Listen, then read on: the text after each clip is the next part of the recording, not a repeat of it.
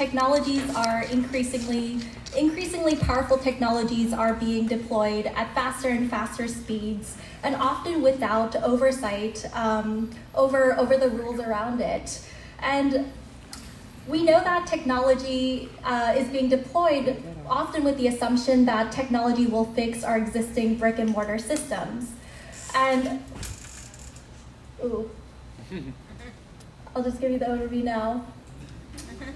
And I'll be centering today's discussion around this assumption that tech will fix our broken brick and mortar systems and that tech will make everyone's lives better. So I'll start off by talking about the context of tech in a structurally inequitable system. I'll talk about how new technologies really amplify the power dynamic between people and government. I'll move to talking about how we're fighting back by building community-centric technology with our community partners, and then I'll wrap up with a few key takeaways. So first, the big picture. Tech is often presented as a panacea to many of our world's problems, and there is an assumption that technology will fix all the issues that we have in the world. We've been presented with so many headlines about how AI and new technologies will revolutionize the way we live our lives, the way we get our healthcare, the way we educate, the way we police, and the way we hire. And technology seems really beneficial in a lot of ways. Tech makes our lives faster, makes things cheaper, and makes things more interconnected. But the key question to ask here is, does making things faster, cheaper, and more interconnected necessarily mean that it makes things better? And if the answer is yes, for whom is it actually better? What we know is that technology isn't neutral. Much like anything else that we design in the world around us. Tech is not some valueless tool that can be used for either good or evil. Every technology reflects a set of value choices, often made by people in positions of great privilege and power. At the top here, you'll see bolts installed on steps in front of a building in France, and below that you'll see a long bench with rails segmenting the bench in Calgary, Alberta, Canada. And these two pictures are examples of hostile architecture meant to deter rough sleepers and homeless people from being in public spaces. There's clearly a motivation behind how these tools are designed and deployed, and similarly, technology is also built with different motivations that drive how they function in the world around us. This year, the U.S. Army contracted with Microsoft in a $479 million contract to provide the Army 100,000 pairs of its HoloLens, which are augmented reality headsets used for both training and active battlefield purposes. And 100 Microsoft employees wrote an open letter to Microsoft leadership stating that they did not sign up to build weapons and demanded that Microsoft cancel its contract. But we haven't seen any cancellation of the contract. And last year, Microsoft began bidding for Project Jedi, the U.S. Department of Defense's $10 billion project to build a cloud server. Microsoft also didn't stop bidding there, and actually just last month won that contract. I bring up these examples because it showcases that institutions and people in positions of power and often have the power to drive the production and deployment of different technologies and tools. And the U.S. government is, of course, a player with an immense amount of power. So technologies are continuing to be released into a context of structural inequity, often without consideration of the differential impacts it has on different people. And when one group has historically set the rules and written the laws of the land, access of others to resources and the power to fight back is often limited. What we've learned from history is that tech has always had disproportionate impacts on different groups. There are so many examples in history, but I'll just name a few salient cases here, many of which you will be familiar with. So in 1713, New York City passed a lantern law requiring only Black, mixed, and indigenous folks to illuminate themselves with candles at night, which were the technology of the time. This law incentivized white citizens to reinforce slave systems and incarceration. In the 1930s and 40s, the US government subcontracted with IBM, which provided it with holographic punch card machines, which were used to target and surveil Japanese Americans via census data. And it was, which of course led up to the illegal incarceration of Japanese Americans in World War II. And it was also during this time that these very same machines were similarly used to identify, target, and murder millions of Jews in Nazi Germany. In the 1950s and 60s, the FBI, as part of its counterintelligence program, targeted civil rights leaders and Black Panther leaders and neutralized them via assassination, imprisonment, public humiliation, false crime charges using wiretapping technology and photos from key informants. And these civil rights leaders included people like Martin Luther King Jr. After 9/11, we see that the New York Police Department conducted a decade-long illegal surveillance program targeting Muslims, using really powerful automated license plate reader technology to target people at mosques, tracking their locations and photos of their license plates, and really just targeting suspicionlessly and warrantlessly targeting innocent people. And this was ultimately deemed illegal.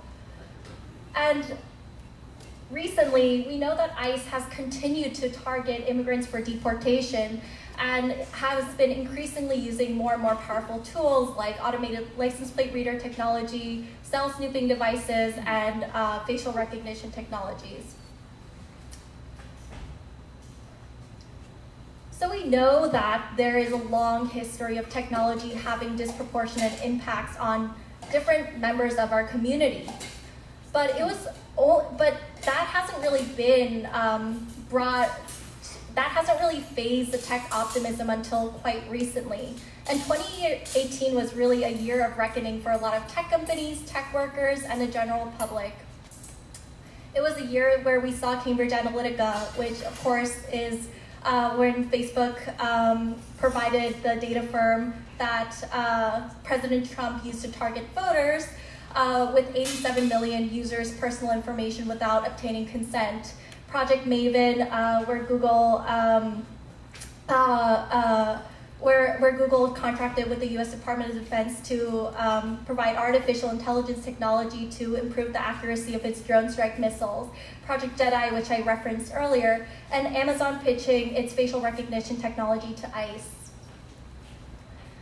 And these scandals and events really help shift the public narrative because it showcased just how powerful technologies have become and how they not only impact marginalized communities disproportionately, but they also impact everyone else in society.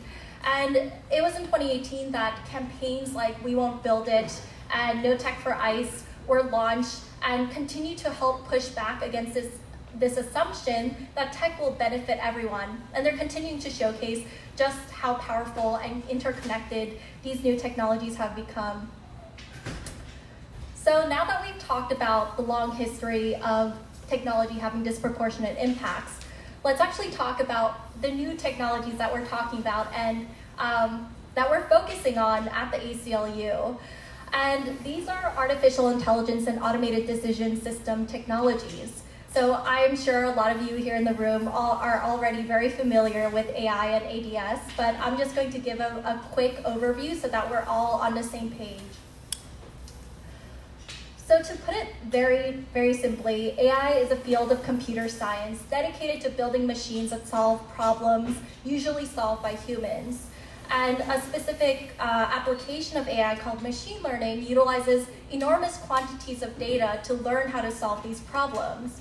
And algorithms refer to step-by-step directions that form the building blocks of artificial intelligence. AI can have both general and narrow functions. So when we talk about artificial general intelligence, we're talking about machines that can essentially mimic all of human functions. And depicted here is the Turing test developed by Alan Turing in the 1950s, where a machine, figure A, engages in dialogue with a human, figure B, in such a way that an evaluator behind a wall, figure C, cannot distinguish between human and machine. And if that distinction cannot be made, then the machine is said to have passed the Turing test and possess artificial general intelligence. There are other tests like the coffee test and other sorts of things to determine whether a machine has this artificial general intelligence, but we are not there yet. So what we're actually talking about here and what we're focusing on is narrow AI. And narrow AI really is distinct from artificial general intelligence because we're talking about processes that solve for very specific pre-identified problems, like curating a recommended weekly playlist based on your listening patterns and others' listening patterns, or digital assistants like Siri interacting with you, spam filters, Google Maps, and other sorts of applications that predict traffic flows. And other functions can include facial recognition technologies that match different faces, or autopilot functions in commercial flights, and machines that check student essays for plagiarism. Those things would all be considered AI. And when we talk about automated decision systems, we're talking about data-driven tools that are often powered by AI, but not necessarily so, that aim to aid or replace human decision-making. And examples of AI include PredPol, which is a predictive policing tool that gathers historical crime data to generate statistics about where crime is most likely to happen. Amazon's facial recognition tool, Rekognition, and ShotSpotter, which is a gunshot detection tool. The difference between these new technologies and older technologies is the amount of data that is being used to power them. And virtually all important decisions about us now involve some level of data analytics. But the issue is that most people don't know that algorithms or AI are used to make these decisions. And even when people do know, it's really difficult to look inside what is referred to as a black box and see how things are being made and how things are functioning and how decisions about you and I are actually being contemplated. And often we don't even know what input is going in, or the information that is going into this black box. We all hemorrhage or leak data out into the world in ways that we may not even be aware of, like things like our location data based on our Wi-Fi enabled devices, or information you have put out intentionally on the internet but have forgotten about. And all this lead to the output, which are decisions, often life or death decisions, like our credit scores, whether we get a loan or we don't, how we're policed, the public benefits that we do or do not get, and how we're recruited and hired. It's in this space where we're interacting with these new technologies that make these really critical decisions that structural inequity is exacerbated. Because often the communities that are most impacted by these technologies are actually the least likely to have a say in how these technologies are being made, and if they should be deployed at all. And at the top you see invisible and unaccountable, and that refers to the people and institutions that have been historically in power and in privilege that decide how a technology is made and how it's deployed. That creates those technologies that are deployed inevitably cause disproportionate scrutiny of historically marginalized communities. that causes direct harms like denial of benefits, over-policing, etc. And then that leads to an exacerbation of structural inequity with disproportionate poverty, disproportionate arrest and incarceration, and fewer wealth and resources. And that causes more disproportionate scrutiny, which increases the gap between those in power and those that do not have power, and those who can influence how a technology is made, and those who cannot. There are lots of really great researchers and academics writing about these problems, but Laura Moy from Georgetown Law has specifically talked about a taxonomy of how police technologies aggravate racial inequity. And I think it's useful in exemplifying how inequity really multiplies. And the taxonomy is that tech can replicate, mask transfer, magnify, and compromise oversight into over inequity. So first, tech can replicate inequity by importing inequitable data into existing systems. PredPol, which is the predictive policing algorithm or tool that I mentioned earlier, is one of those examples. If historical data from law enforcement agencies is imported into a tool, then that tool will be used to replicate existing inequities. Technologies can mask inequity by fostering the misperception that because technology isn't human, tech, unlike humans who are not neutral, it fosters the misperception that technology, unlike humans, is neutral. And that's really problematic because it further shrouds the technology from the public scrutiny that we really need. Tech can transfer inequity by infecting other agencies and systems with flawed and biased tools. So in the case where we have a perfectly effective and perfect police department that never polices in racially biased ways or inequitable ways, if that police department were to adopt the technology used by an imperfect agency, that initially perfect agency would now be infected and have gotten some of that inequity. And because of all those things, tech can worsen inequity, of course, but also tech can worsen inequity because tech has just gotten so much more powerful. We can target people so much more effectively now just because of the sheer amount of data that we have and the sophistication of the tools that we are talking about. And finally, tech can compromise oversight over inequity because not only because tech vendors hide behind trade secrets, but also because the sheer complexity of high-tech tools makes it really challenging for lawmakers and the public alike to fully understand the factual and legal implications of use of a tool. So how do these new technologies actually function in a structurally inequitable society? Depicted here are very widely shared examples, but the first picture on the right is of a Nikon digital camera that has a face detection tool, and it consistently asked Asians if they had their eyes open when they were smiling, when they were clear. They consistently asked Asians if they had their eyes closed when in fact they had their eyes open. And the person who shared the picture said, quote, "As I was taking pictures of my family, it kept asking, did someone blink even though our eyes were always open?"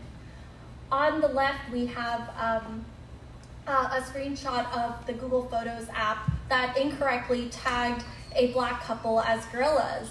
And Google apologized and tried to fix the algorithm, but ultimately it couldn't fix it, so it just removed the gorilla as a tagging function from its application. So if you were to upload an actual picture of a gorilla to Google Photos today, it would not tag it. Here we have an example of affect recognition or emotion recognition, which is the purported ability to profile people and reveal their personality based only on their facial image. And the pictures here are of two NBA players, Gordon Hayward and Darren Collison, and the numbers next to it indicate happiness and anger scores. Both men are smiling very happily into the camera, but Gordon Hayward has a happiness score of 57% and an anger score of 0.13%. Meanwhile, Darren Collison has a happiness score of 39% and 27%. And this program, Face++, this application that offers affect recognition as a tool, was used to compare all of the NBA players. On an average, found that black faces were deemed twice as angry as white faces. You can only imagine how we would further exacerbate structural inequity via our policing systems if this sort of application was added to existing policing technologies like body cameras. So then the question is, can we actually fix this bias? How do we make things better? How do we make these tools less racist, less sexist, less terrible? But it's actually a really complicated question, because fixing bias in a structurally inequitable society, it may be virtually impossible. You know, we saw with the example of New York City's lantern laws in 1713 that candles, which are really as low tech as it gets, were used as a tool to enforce slave systems and incarceration. Similarly, if we just overemphasize our conversation around bias and how to fix a bias, we lose sight over the fact that we're not asking really important questions about what kinds of problems are we asking the technology to solve. So what is the purpose of the technology? What guardrails are we putting around the technology? And really importantly, who's in the room to decide how a technology is being built, whether or not it's deployed, and what kinds of guardrails that we'll put around it. So these are some examples of harms that have occurred in our society already because of automated decision systems. And the first case is KWB Armstrong, where Idaho's state Medicaid program began using a new automated decision tool to determine Medicaid payments for adults with intellectual and developmental disabilities. And this resulted in a large number of participants getting their payments cut, leading to really horrific living conditions. Arkansas's Department of Human Services, B. Luggerud, talks about how the state of Arkansas introduced an algorithm that also drastically reduced Medicaid attendant care hours for many low-income Medicaid participants living with disabilities. And this also led to horrific living conditions where some participants were left with bed sores and were lying in their own waste, and ultimately this was struck down. And in Barry v. Lyon, the Michigan Department of Health and Human Services began using a matching algorithm that automatically disqualified individuals for food assistance if the system determined they had an outstanding felony warrant. And the system was disproportionately targeted people living in Detroit and Flint. 19,000 people lost their benefits. Eventually, the court found that the algorithm the tool was biased, and that and ordered the reinstatement of all benefits to plaintiffs. So now that we've talked about some really depressing real-world cases of how ADS and AI are being used, how are we fighting back? How do we make sure that we don't have to litigate? How do we make sure that we actually create rules around technologies, rules around how they're built and how they're deployed before they cause harms to those who have been historically over-impacted by technology? Since 2016, we've been building a tech fairness coalition, which now consists of over 50 organizational representatives and individuals working on issues within communities. And these issues range from criminal justice, homelessness, racial and social justice, and these coalition members really understand the extent to which technology overlays on all other issues. And with these coalition members, we've been participating in rallies, leading rallies, testifying in Olympia and in Seattle, writing public comments to lawmakers, meeting with big tech leadership to voice concerns, and presenting at Amazon's last shareholder meeting. And we're continuing to do this work. And as we're continuing to do this work, we realize the need for more community advocacy and education resources, which is why we've invested more time in building these up. And I'll give you an example of a couple where we're building right now.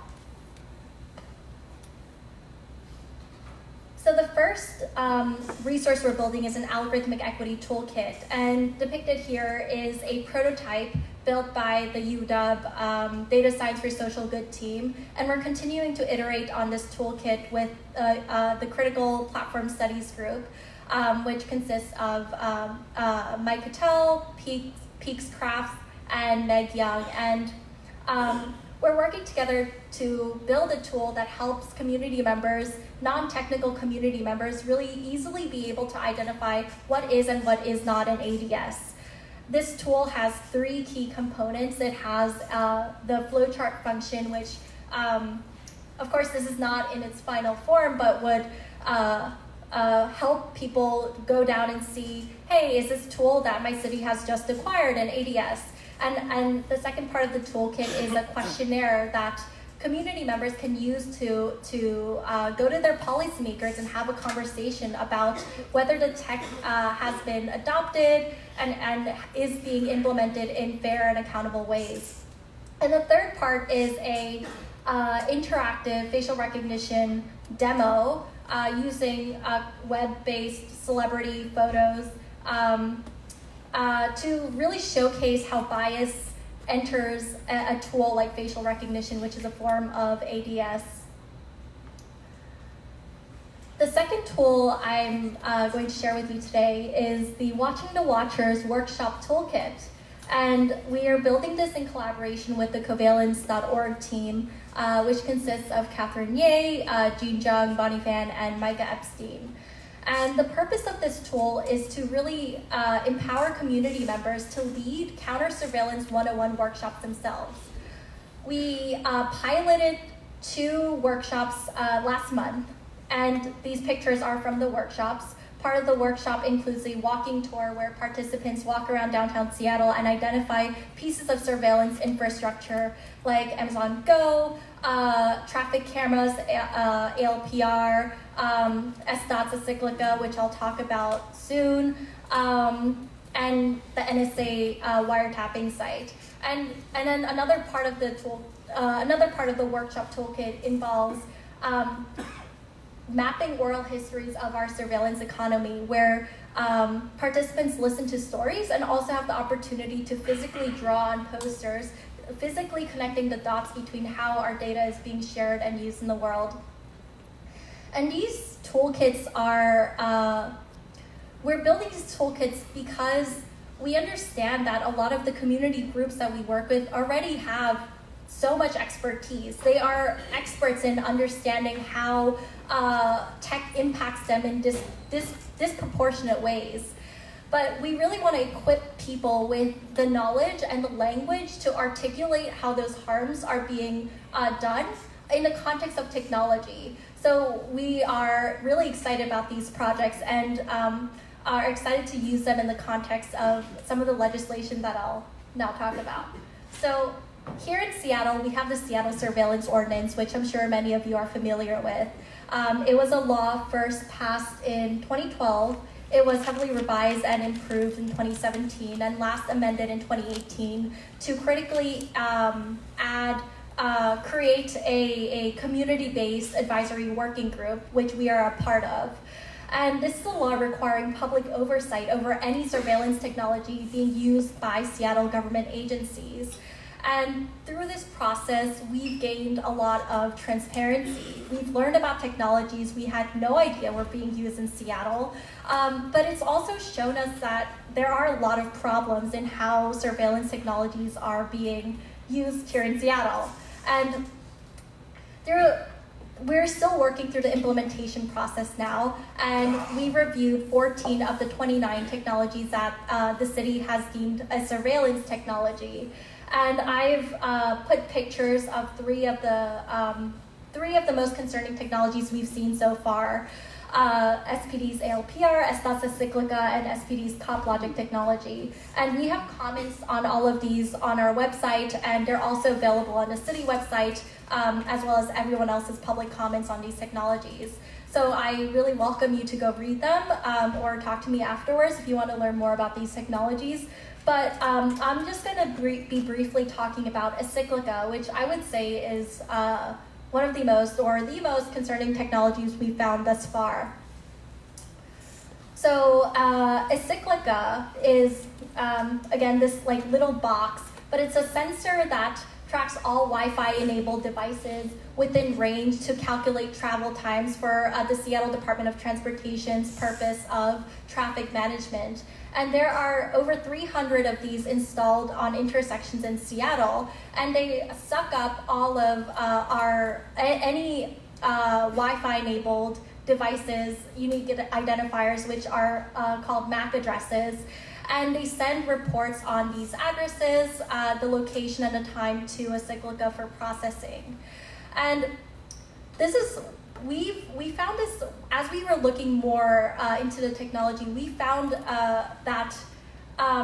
we found a lot of concerning details about how SDOT didn't actually know how the technology functioned, that there was no contract between SDOT and Cyclic Ax/FLIR, and that SDOT had left out a lot of information in the reports they were required to write to tell the public about how it's using this technology. So as a part of the Seattle Surveillance Ordinance implementation process, every agency that is using a surveillance technology is required to generate what is called a Surveillance Impact Report, or an SIR, that details the function of the technology, any contracts it has, any research on its benefits, and any other information that can be possibly found. But we found that SDOT didn't include in the Cyclic Ax Surveillance Impact Report that at the time, Cyclic Ax had just been acquired by another company, FLIR, that FLIR discontinued the road trend sensors, the very road trend sensors that were being contemplated in the report for public review, and that SDOT had proceeded with planning to use a new sensor, FLIR's EDIDA 300. We also found that SDOT didn't have a contract with Cyclic Ax and FLIR, despite misleading language in the SIR, such as contractually, when it started describing some of the technical implications. And we also found that SDOT's and Cyclic Ax stated technical implementations did not match. SDOT stated that the MAC addresses, or the unique identifiers, were hashed or irreversibly de-identified on the device itself before being sent to a Cyclic Ax server for processing. But Daniel Benhamu, who is a founder of Cyclic Ax and is now the senior director at FLIR, said that actually all of the raw or non-de-identified MAC addresses are sent over to a Cyclic Ax before being hashed or irreversibly de-identified. So there is some question as to how these technology, how our data is actually being secured. It's not clear that SDOT understands it. And this leads to data ownership questions, where SDOT said that they owned all of the data, and then upon questioning, it clarified its statement, and it said that it owned all of the aggregate data, which is the summary data. But Cyclic Ax and FLIR only state that SDOT has access to this data, and it never states that SDOT has ownership over any of the data, raw or aggregated. And then there are data retention questions like, how long does SDOT keep the data? There's within the SIR, there are contradictory reports, 10 years, ranging from 10 years to 24 hours. So there are a lot of questions that need to be answered, but I think that this is a really good example of how the ordinance process has unveiled, has helped us to see what questions we do need answered, because before this, we did not even know that this technology existed.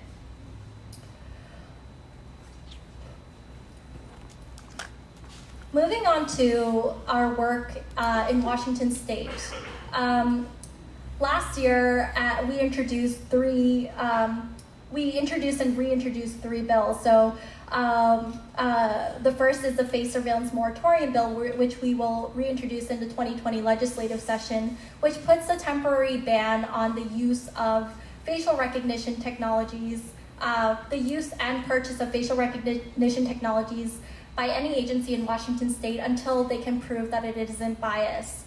The second technology we will be reintroducing in 2020 is our Robo Decision-Making Bill, or now you know the Automated Decision System Bill, that requires that states that agencies cannot use an automated decision tool to discriminate, as it cannot just discriminate in general, and it puts rules around accountability and transparency for ADS tools.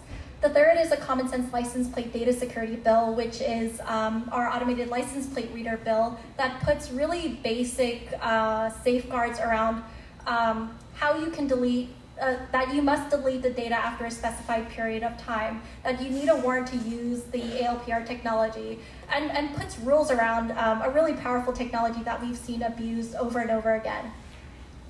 And the last issue that we'll be working on is data privacy. Last year, we engaged in a really big fight, to make sure that a data privacy bill that was written by big tech and written without community input would not be rammed through the legislature. And this year, we similarly want to make sure that any bill on data privacy that is introduced will have had adequate consultation from community members, and that community members will have a chance to say yes or no and how. So now that I've given a brief overview of the history of technology disproportionately impacting different groups, a summary of AI, ADS, and its impacts in the real world, and given you a brief overview of the work that we do, what can you actually do? And there is a lot. We cannot do this work without you all who are talking to your lawmakers, engaging, questioning. We need testifiers to come down to Olympia and testify and tell lawmakers in Olympia that we want fair and accountable technology. We need people to tell our Seattle City Council members that we want strong rules around powerful technologies like a Cyclic Ax, location tracking tools like ALPRs. We need people to continuously question and engage, both in their conversations with lawmakers, in their public comments, and just in general with friends and family and other people you meet. And at the bottom, I put a mailing, a listserv created by some folks at UW, which serves as kind of a repository for information about the Seattle Surveillance Ordinance, so people can share information about research they find on different technologies. So I encourage you to go to this, to sign up for this listserv if you're interested in reviewing some of the technologies that are coming up. So thank you so much. I'm going to just wrap up with some key takeaways. I actually forgot I had the slide. But so the first point is that tech isn't neutral. Tech has always impacted different communities disproportionately. Tech always is built with certain values in mind. New technologies create an unprecedented power dynamic between people and government. Fixing bias shouldn't be the focus of our conversation. We really need to talk about putting communities at the center of how we're going to make technologies actually fight inequity. And we need to create community-centric policy that really centers the voices of those who have historically been the most marginalized in society. And lastly, you really all need to get involved, because we need people to be holding our leaderships accountable in building fair and accountable technology. So thank you so much for joining me in this presentation. And I think we have a few time for questions.